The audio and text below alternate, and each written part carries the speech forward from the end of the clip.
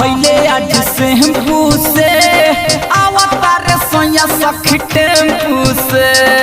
अरे तो पुरान के होए बे। अरे तो होई नए का सुन ना।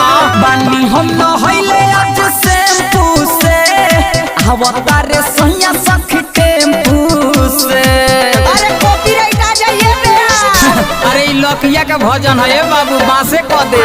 बानी हम नहैले आज शैम्पू से आवता रे सोया हमर टेम्पू से। इतने भरे हमारा सब प्यार किया करी है कोसी है जवानी के कलेम्पू से।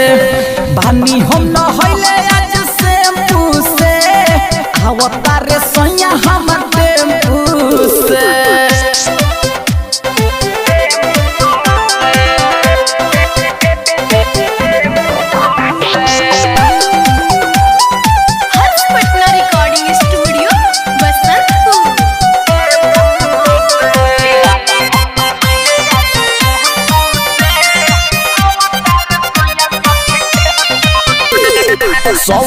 सिंगार के बानी तो यारी आवते सोया के धरम भरया का बहरी। अरे ना ना ये बे ई तो पुरान के न जाता। अरे रे तो गलती हो गई होइले नाय का सुन।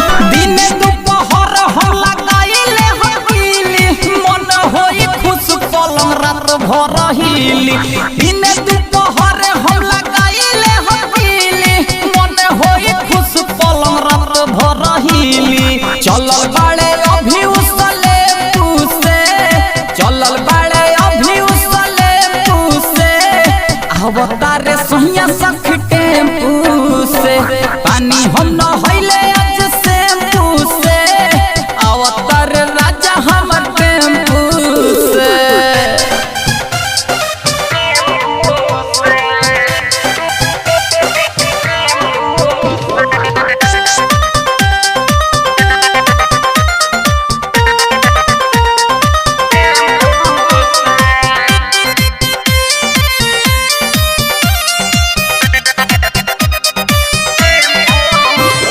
लकी राजा गोल सतीश बड़े सनो में हवे के खबर सुनी लड्डू फूटे मन में। अरे हो ये अपन है बे।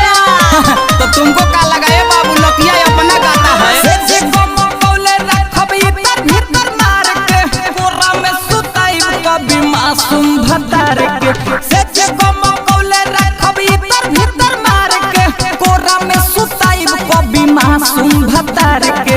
नजर उतारब हम नींबू से नजर उतारब हम नींबू से आवता रे सोया हमर टेम्पू से। बानी हम नहैले आज शैम्पू से आवता रे राजा जी।